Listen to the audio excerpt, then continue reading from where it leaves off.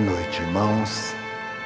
Antes da minha palavra, algo me surpreendeu de maneira especial essa noite.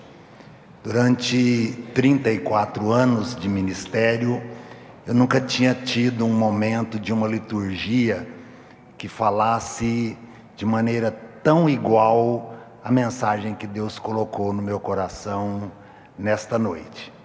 Não só a mensagem, mas o momento que eu e a família estamos passando.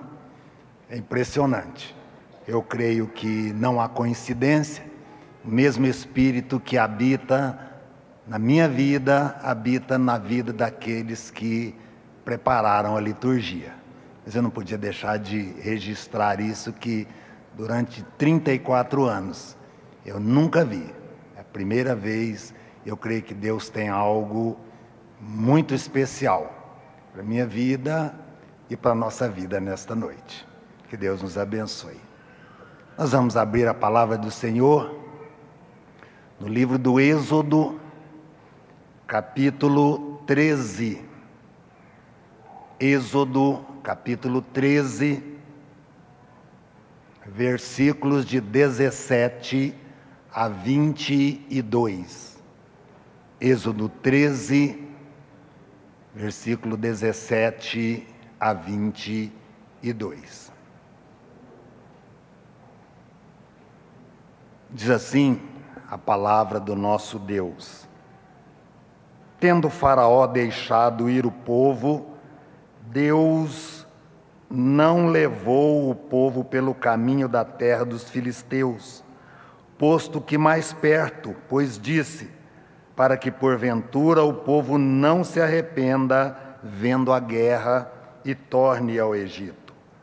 Porém Deus fez o povo rodear pelo caminho do deserto, perto do Mar Vermelho, e arregimentados subiram os filhos de Israel do Egito. Também levou Moisés consigo os ossos de José, pois havia este feito os filhos de Israel jurarem solenemente, dizendo: certamente Deus vos visitará, daqui pois levai convosco os meus ossos. Tendo pois partido de Sucote, acompanharam ou acamparam-se em Etã, à entrada do deserto. O Senhor ia adiante deles durante o dia, numa coluna de nuvem, para os guiar pelo caminho, durante a noite numa coluna de fogo, para os alumiar, a fim de que caminhassem de dia e de noite. Não se apartou do povo a coluna de nuvem durante o dia, nem a coluna de fogo durante a noite. Vamos orar? Senhor, nós queremos que o Senhor fale ao nosso coração nesta noite.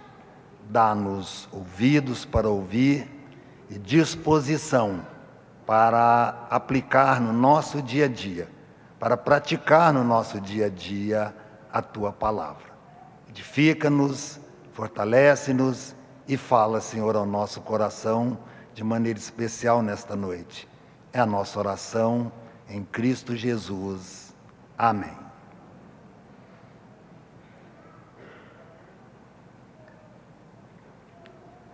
Há dois ditos populares muito conhecidos entre nós que nos dizem: Deus tarda, mas não falha. E há outro que diz: Deus escreve certo por linhas tortas. Deus escreve certo por linhas tortas. Talvez você já ouviu dizer isso várias vezes, talvez até você falou sobre esses ditos: Deus tarda, mas não falha, e Deus escreve certo por linhas tortas. Eu, em parte, creio que esses ditos são verdadeiros, em parte, e explico por quê. As conclusões dos fatos dependem do ponto de vista humano e divino. Depende do ponto de vista humano e divino. Do ponto de vista humano, Deus tarda. Do ponto de vista divino, não. Ele vem na hora certa. Ele tem o momento certo de agir, tem a maneira certa de agir. Do ponto de vista humano, Deus escreve certo por linhas tortas. Do ponto de vista divino, não. Ele escreve certo por linhas certas, mas o ponto de vista dele. E o ponto de vista é o lugar onde fica o observador. O ponto de vista é o local, é o lugar onde fica o observador. Por exemplo, se eu e o presbítero Abel estivéssemos aqui à frente de um número 6, para mim ele poderia ser 6, para o presbítero Abel 9. Depende do ponto de vista, depende de onde você está. Por isso eu creio que, em parte, esses ditos são verdadeiros, porque muitas vezes, quando nós enfrentamos situações adversas, Deus, no nosso relógio, tarda. Porque quando nós somos atingidos, o nosso desejo é que a solução chegue ontem. Chegue ontem. E muitas vezes nós sabemos que isso não acontece. O dito 1, Deus tarda, mas não falha, ele mexeu com muitos homens e mulheres de Deus no passado. E a pergunta até quando? Ela é uma das perguntas mais recorrentes do Velho Testamento, principalmente nos Salmos e nos Profetas. Até quando? Até quando, Senhor? Até quando? É uma das perguntas mais recorrentes. E o profeta Abacuque, num determinado momento, na sua angústia, o seu coração angustiado, ele pergunta para Deus: até quando, Senhor, clamarei eu e tu não me escutarás? Gritar-te-ei violência e não salvarás. Até quando? Até quando? Na realidade, nós sabemos, pela palavra e por experiência própria, que Deus não tarda e não falha. O problema estava no ponto de vista do profeta. Estava no ponto de vista do profeta. Estava no lugar onde o profeta observava a situação, observava a maneira como Deus mostrou que iria solucionar o problema. E aí ele questiona: até quando? Eu vou clamar, o Senhor não me escuta, eu grito violência e o Senhor não salva. Era o questionamento do profeta. Deus não tarda e não falha. O dito 2, que é Deus escreve certo por linhas tortas, eu canso de ouvir esse dito lá no hospital como capelão. Volta e meia alguém fala isso para mim. Deus escreve certo por linhas certas, ou por linhas tortas. Poucos dias eu fui visitar na UTI do UGOL, visitar o meu filho e visitar também uma outra criança na UTI, a Alice. E a Alice descobriu, ou os médicos descobriram na Alice, um câncer nessa parte aqui da cabeça. E essa descoberta aconteceu por causa de um portão que caiu na Alice. O portão se desprendeu, houve uma queda do portão, pela queda feriu um pouco a criança, ela foi para o hospital e descobriu um tumor no cérebro.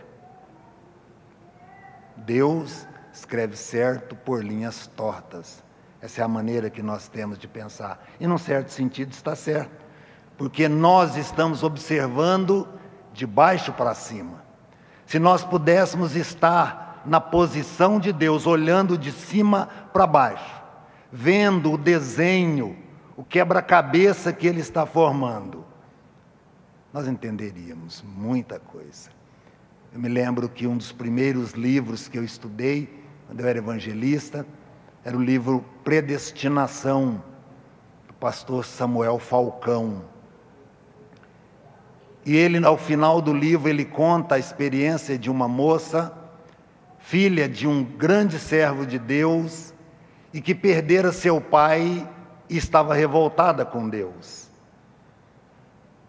E o pastor, depois de um determinado tempo, foi visitar aquela moça e disse: estou sentindo a sua falta.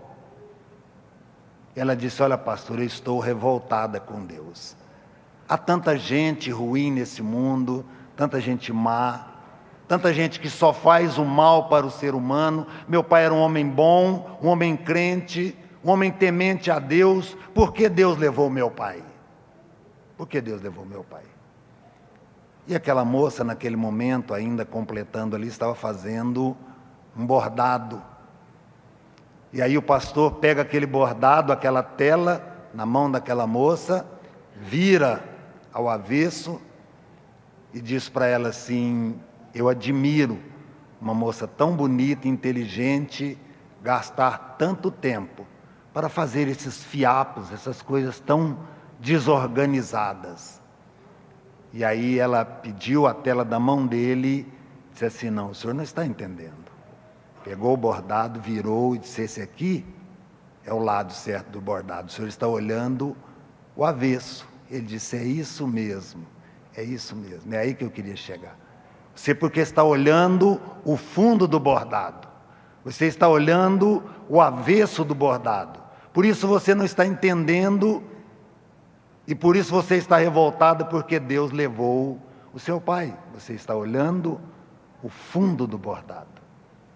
Essa é a grande questão.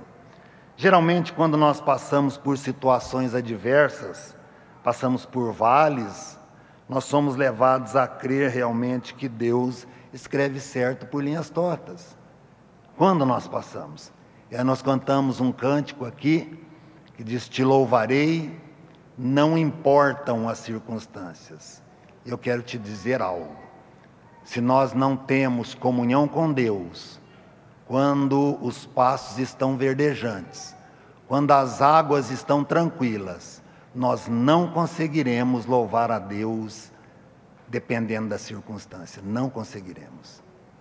As circunstâncias importam, sim. Depende de como nós gastamos o nosso tempo, a nossa vida, enquanto o mar da vida está calmo, enquanto os pastos estão verdejantes, porque a hora que a seca chega, aí realmente a coisa muda. Coisa muda. O salmista, ele fala que ele não temeria mal nenhum, ainda que ele andasse pelos vales. Mas se você olhar, o Senhor era pastor da vida dele, enquanto os pastos estavam verdejantes, enquanto ele estava com saúde, enquanto a vida ia bem, obrigado. Ele estava se fortalecendo, mantendo comunhão com Deus, para no momento de atravessar o vale, ele poder descansar. Lembro-me quando eu trabalhava como evangelista, no Conjunto Veracruz 1, uma irmã da igreja disse assim: pastor, a minha filha está com meu netinho no hospital e ele vai ser submetido a uma cirurgia. Qual texto o senhor me aconselha a ler para ela nesse momento? Qual salmo, qual texto da Bíblia ou versículo? Primeira coisa que eu fiz foi perguntar para ela: como é a sua vida, ou desculpem, como é a vida da sua filha com Deus? Ela é uma pessoa que serve a Deus? Ela tem procurado estar em comunhão com Deus, enquanto o mar da vida está calmo? Ela é uma serva de Deus? Ela disse: não. Eu disse: então não tem texto. Não há um texto que vá confortar o coração dela agora, nesse momento. Porque se ela não esteve debaixo do pastoreio do pastor do Salmo 23, enquanto o mar estava calmo, os pastos estavam verdejantes, as águas tranquilas, agora não há um texto que conforte o coração dela. Porque você vai falar de um Deus que ela não conhece, que ela não tem intimidade, que ela não vive com Ele no dia a dia, que enquanto a vida está calma, ela está correndo para os lados, buscando coisas, buscando bênçãos, e não o Deus da bênção. Eu disse, agora não há texto que acalme o coração dela. Agora não há. Eu sei que aquela irmã me achou muito radical, mas é a realidade. Se eu não busco, eu não consigo louvar a Deus em qualquer circunstância.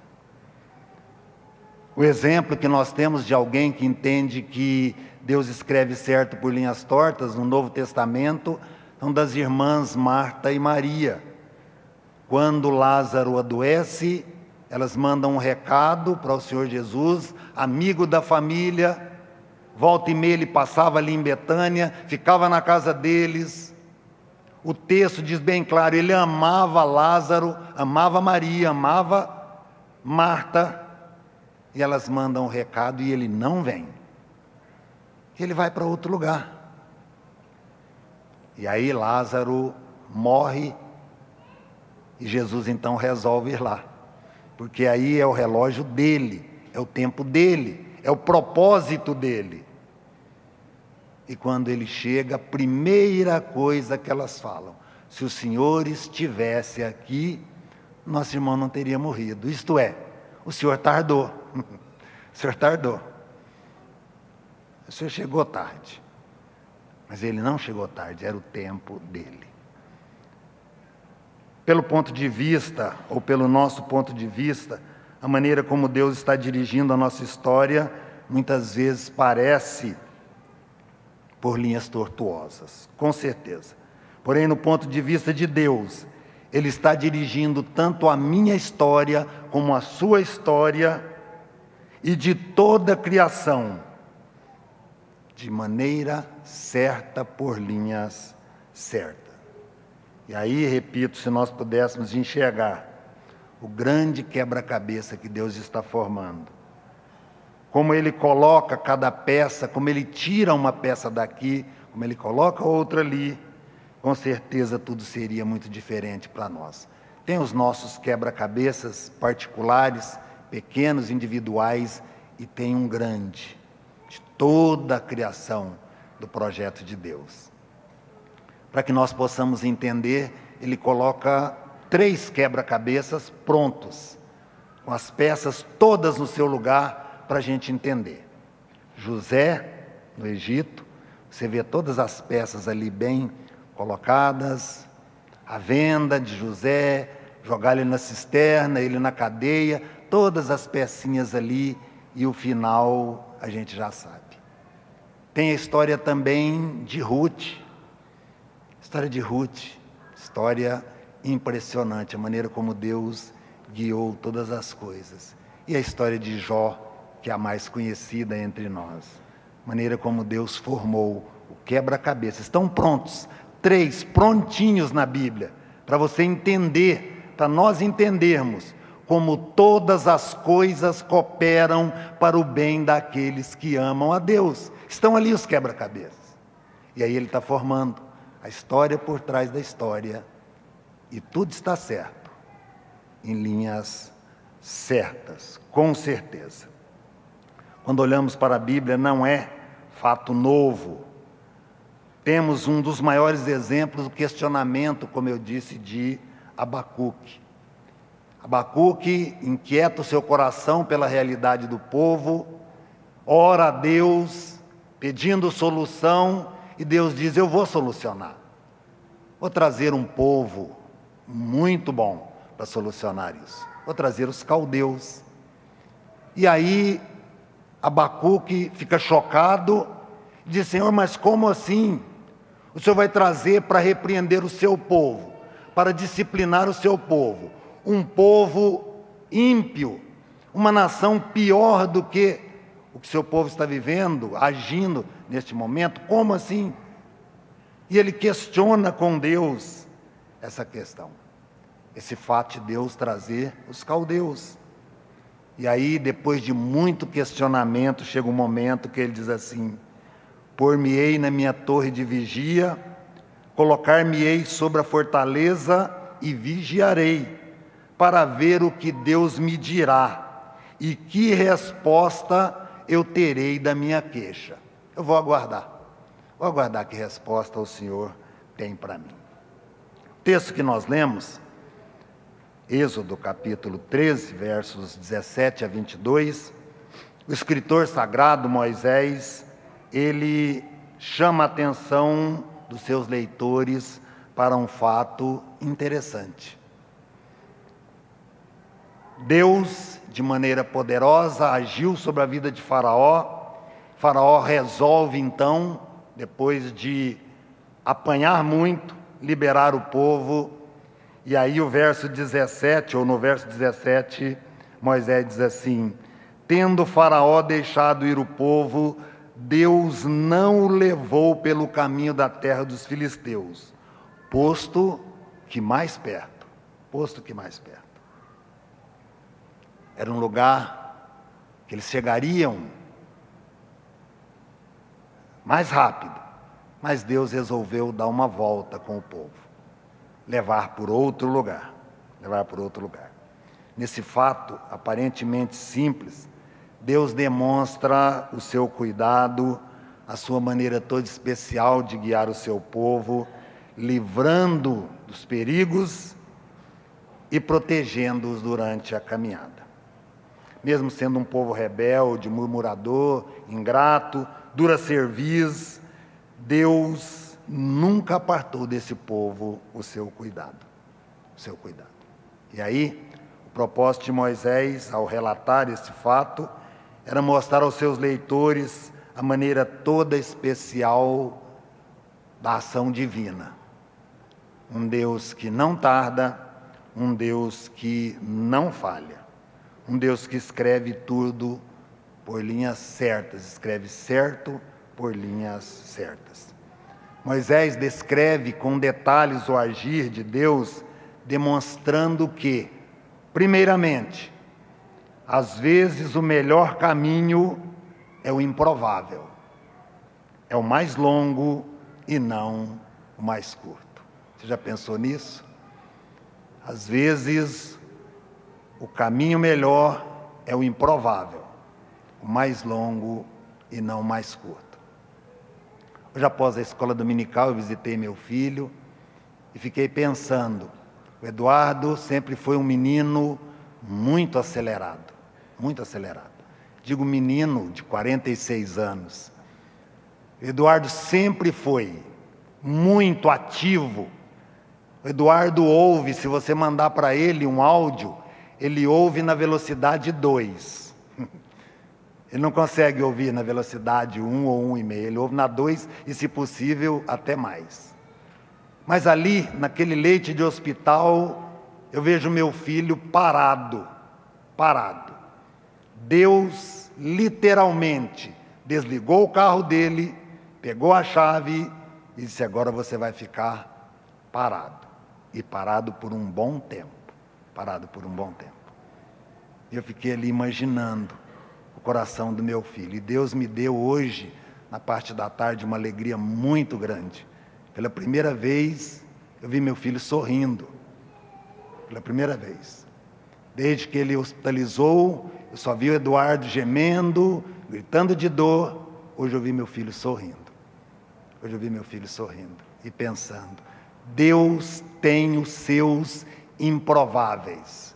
O Eduardo, humanamente falando, é o provedor da família. E Deus toca no provedor. Como assim? Deus toca no provedor.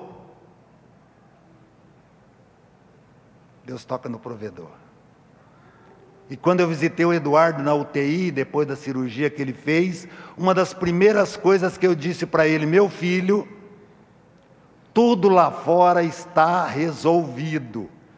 Porque eu conheço a cabecinha dele, as preocupações dele. Eu disse: preocupa com você aqui. A providência de Deus está cuidando de tudo lá fora. Pode aquietar o seu coração e continuar o seu tratamento. Porque, às vezes, o caminho improvável, o melhor caminho é o improvável, o mais longo e não o mais curto. Moço trabalhador que passa o Natal numa mesa de cirurgia, passa o Ano Novo num leito de hospital, começa 2004 com a vida parada, literalmente. Mas é assim mesmo. Esses são os improváveis de Deus para nossas vidas, muitas vezes. Improvável é algo difícil, duvidoso, incerto, inesperado. O texto deixa bem claro que havia um caminho mais curto para o povo percorrer, mas Deus os conduz por outro caminho, o mais improvável possível.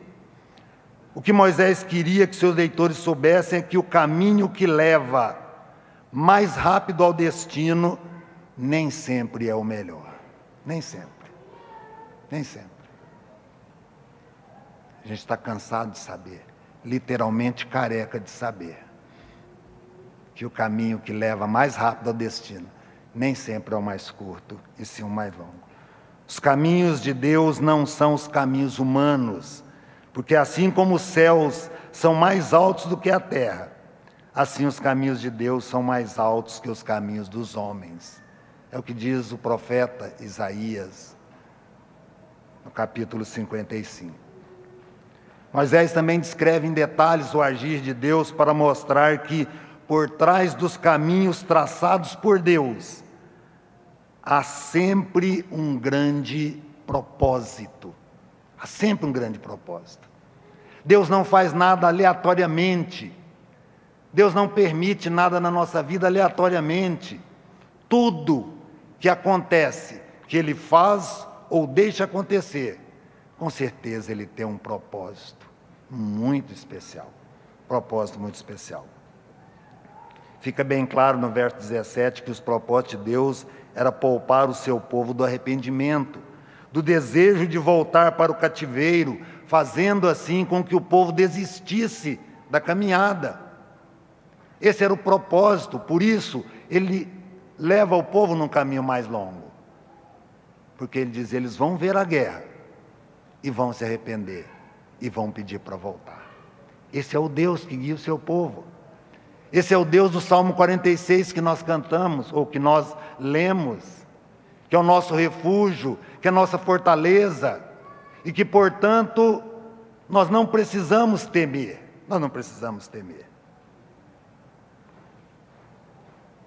Fica bem claro que Ele tem propósitos, mesmo sendo um povo rebelde, mesmo sendo um povo incrédulo, e por causa da incredulidade, eles caminharam no deserto durante 40 anos. Eu acho interessante esse fato de 40 anos aqui, porque nas igrejas que eu trabalhei, sempre eu perguntava, por que 40? Por que 40? Eu não vou perguntar nessa noite aqui, quem sabe por que 40 anos? E a grande maioria respondia por causa da desobediência. Eu disse não, por que 40? Poderia ser 30, 35, 50, por que 40? E aí nós encontramos a resposta lá no livro de Números, capítulo 14, verso 34. Quando os espias espiaram a terra, a mando de Deus, Moisés fala para eles irem olhar a terra, eles percorreram, andaram naquela terra durante 40 dias. E Deus então fez o seguinte, 40 dias agora vão valer como 40 anos. Cada dia que vocês andaram lá naquela terra, foram incrédulos, duvidaram do meu poder. Cada dia agora vale um ano, por isso 40. Eles andaram 40 dias e andaram no deserto 40 anos. Andaram no deserto 40 anos. Mesmo assim, Deus sempre de maneira soberana, amorosa, paciente, em tudo que permitiu ou fez ao seu povo, tinha o propósito de abençoá-los, mesmo em situações adversas, mesmo em caminhos improváveis aos olhos humanos. É isso que Ele faz conosco. Mesmo em caminhos improváveis, Ele tem propósitos soberanos, amorosos, misericordiosos para com a nossa vida. Mas também Moisés procura demonstrar que, independente do caminho em que eu vivo ou estou trilhando, Deus sempre cuida do seu povo de maneira especial. Independentemente do caminho, Deus sempre tem um cuidado especial. Sempre. Os versos 21 e 22 do capítulo 13 de Êxodo deixa bem claro: o Senhor ia adiante deles durante o dia numa coluna de nuvem para os guiar pelo caminho, durante a noite numa coluna de fogo para os alumiar, a fim de que caminhassem de dia e de noite. Nunca se apartou do povo a coluna de nuvem durante o dia, nem a coluna de fogo durante a noite. E alguns comentaristas dizem que essa coluna de fogo não era somente para clarear o caminho, mas também para aquecer. Porque o deserto, às vezes à noite a temperatura cai 50 graus durante o dia para 0 durante a noite. Então muitas vezes servia como um aquecedor. Esse é o Deus que guia o seu povo. Eu gostaria que você abrisse a sua Bíblia no livro de Números, que dá detalhes mais sobre, Moisés dá detalhes maiores sobre essa nuvem. Números capítulo 9, versos 15 em diante, diz assim, Números capítulo 9, versos 15 em diante diz: no dia em que foi erigido o tabernáculo, a nuvem o cobriu, a saber, a tenda do testemunho. E à tarde estava sobre o tabernáculo uma aparência de fogo até a manhã. Assim era de contínuo, a nuvem o cobria, e de noite havia aparência de fogo. Quando a nuvem se erguia de sobre a tenda, os filhos de Israel se punham em marcha. E no lugar onde a nuvem parava, aí os filhos de Israel acampavam. Segundo o mandado do Senhor, os filhos de Israel partiam, e segundo o mandado do Senhor se acampavam. Por todo o tempo em que a nuvem pairava sobre o tabernáculo, permaneciam acampados. Quando a nuvem se detinha muitos dias sobre o tabernáculo, então os filhos de Israel cumpriam a ordem do Senhor e não partiam. Às vezes, a nuvem ficava poucos dias sobre o tabernáculo.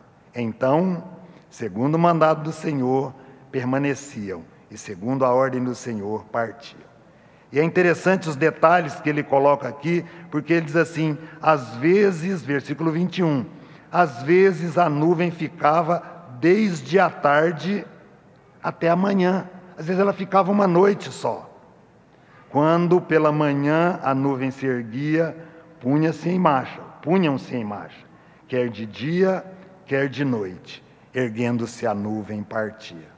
Se a nuvem detinha sobre o tabernáculo por 2 dias, ou por 1 mês, ou por mais tempo, enquanto pairava sobre ele, os filhos de Israel permaneciam acampados, e não se punham em marcha, mas erguendo-se, partiam.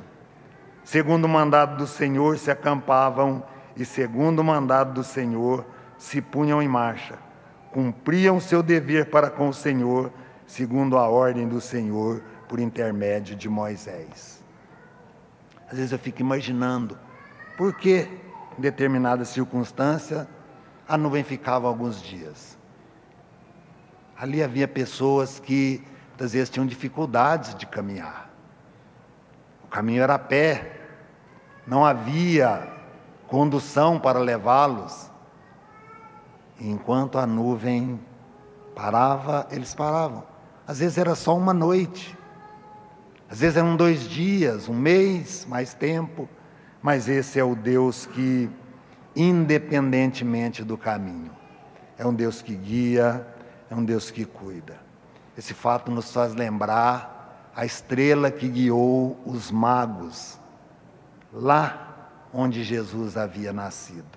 Eles viram a estrela no Oriente, e de maneira soberana, Deus que tem controle sobre a natureza, guiam os magos através daquela estrela e ela para onde Jesus nasceu. Isso mostra que Deus conduz a minha vida, a sua vida, os nossos problemas, as nossas agitações muitas vezes, a nossa falta de fé muitas vezes. Ele dirige a natureza. Por isso, quando Jesus estava no barco e os discípulos ficaram aterrorizados, ele diz: homens de pequena fé, porque ali estava aquele que criou tudo, que de maneira soberana disse: acalma-te, e emudece, e o mar se acalmou. Esse povo que já tinha visto o poder de Deus em ação, ao libertá-lo do poder de Faraó, agora começavam a caminhada a uma terra prometida, e iriam presenciar na sequência mais uma manifestação do poder de Deus, quando Ele abre o Mar Vermelho e eles atravessam a pé enxuto. Concluindo, e aí pensando sobre a minha vida e a sua vida, esse Deus que conduziu esse povo num caminho improvável, é o mesmo Deus da minha vida, da sua vida, do Eduardo lá no UGOL, está com ele lá, está conosco em todas as circunstâncias. Por isso, quando nós o conhecemos, quando nós temos intimidade com Ele, quando nós fazemos como Maria, que quedava-se aos pés de Jesus a ouvir os ensinamentos, enquanto Marta corria de um lado para outro. Quando nós temos comunhão com esse Deus e o conhecemos, nós temos condição de louvá-los. Não importam as circunstâncias, não importam. Eu tenho na minha biblioteca um dos livros que eu ainda não li, mas que o título me chamou a atenção quando eu comprei, e o título é Como Viver como Maria em um Mundo de Marta. Como viver como Maria em um mundo de Marta, onde as pessoas só correm, as pessoas correm, e muitas vezes não sabem por quê. Porque é o ritmo, está todo mundo correndo e eu não posso ficar para trás. Hoje, como Igreja do Senhor Jesus, comprados pelo seu sangue, nós somos, segundo a carta do apóstolo Pedro, capítulo 2, verso 9, raça eleita, sacerdócio real, nação santa, povo de propriedade exclusiva de Deus. Somos o Israel de hoje, a caminho não da terra que manava leite e mel como aquele povo, mas a caminho da pátria celestial.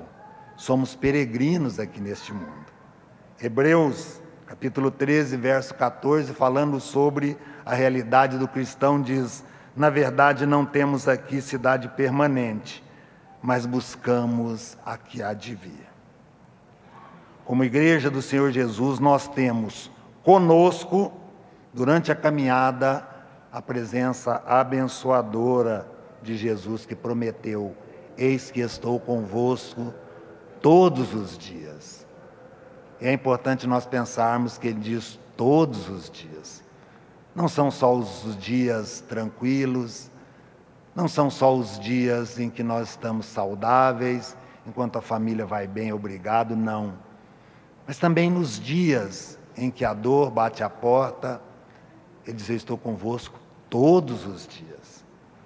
Os dias em que nós temos que enfrentar enfermidades, inclusive a própria morte, Ele diz: eu estou com vocês todos os dias. E nós temos em nós o Espírito Santo que nos consola, nos conforta, nos santifica enquanto nós caminhamos. Voltando um pouquinho, alguns anos, em 2020, a rota do mundo inteiro foi alterada. E aí nós passamos a viver num caminho totalmente diferente, totalmente improvável. Havia uma pergunta: qual seria o melhor caminho para que chegássemos de janeiro a dezembro de 2020? E nós chegamos. E se você me escuta nessa noite é porque você chegou, porque senão você não estaria aqui. Nós chegamos. Em tudo Deus tem um propósito, até naqueles que Ele levou. Até naqueles que Ele levou. Tudo Ele tem um propósito e um cuidado muito especial. Aos nossos olhos, o caminho que percorremos foi o mais improvável possível, de 2020 até hoje. E aí vem uma outra pergunta. Em 2024, qual será o melhor caminho a ser percorrido?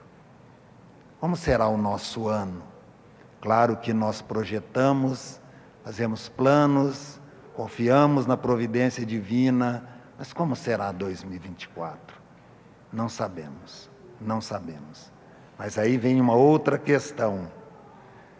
Mesmo quando os nossos olhos, ou quando aos nossos olhos, está tudo torto, mesmo quando não entendemos a escrita de Deus, com certeza há um grande e abençoado propósito em tudo que Deus faz, ou permite que aconteça conosco. Um dos livros que eu amo presentear os meus pacientes ali no Hospital Araújo Jorge é um livro chamado O Deus que eu não entendo. O Deus que eu não entendo. E é natural e é normal que eu não entenda, porque eu sou muito pequeno. Nós somos muito pequenos. Ele é ilimitado, nós somos limitados. Por isso nós não entendemos. O hino que nós cantamos, Castelo Forte, foi composto por Martinho Lutero.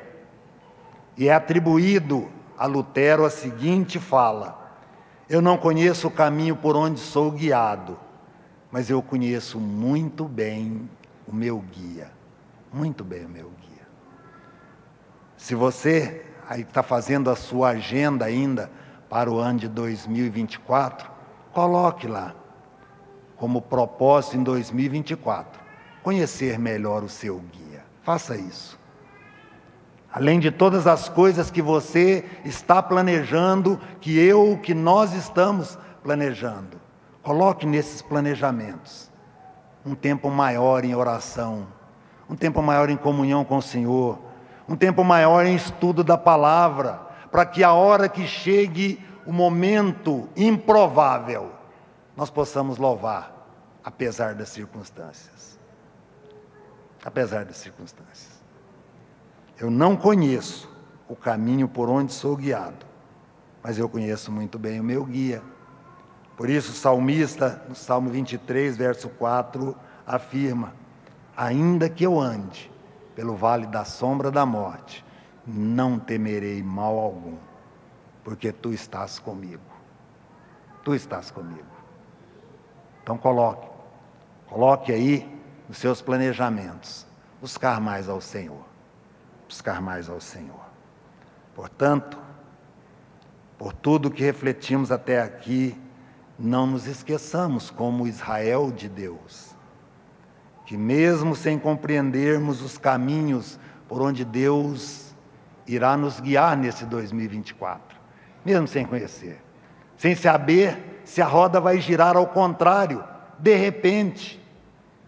E eu costumo dizer que lá no hospital há inúmeros pacientes, mas a história de todos em relação ao tratamento começa igual. Tratamentos diferentes, enfermidades diferentes, mas o começo é igual. Pode copiar e colar, todos. Sabe por quê? Todos que eu converso dizem assim: a minha vida estava calma, eu tinha saúde, os meus negócios iam bem, a minha família ia bem, tudo estava dando certo. De repente, a coisa muda, de repente. E é assim mesmo, de repente. Por isso, busque o Senhor, confie no Senhor, tenha comunhão com o Senhor, faça disso o maior projeto para 2024, porque o improvável está a um passo da nossa vida, um passo. Não importa a idade, não importa a crença religiosa, não importa nada desse mundo, condição social, o improvável está aí. E a um passo eu começo a viver, a um passo. Portanto, mesmo sem compreendermos os caminhos por onde Deus nos guia, primeiro, às vezes o melhor caminho é o improvável, o mais longo e não o mais curto. Por trás dos caminhos traçados por Deus, há sempre um grande propósito, um grande propósito. E, finalmente, independentemente do caminho, Deus cuida de nós de maneira toda especial. Por isso não temeremos, ainda que a terra se transtorne e os montes se abalem no seio dos mares. Há um rio, há uma calmaria, a cidade de Deus. O Deus de Jacó está conosco. Ele é refúgio, Ele é fortaleza, Ele é socorro bem presente nas tribulações. Que Deus nos abençoe. Que isso seja verdade na nossa vida de maneira toda especial nesse ano de 2024. Vamos orar?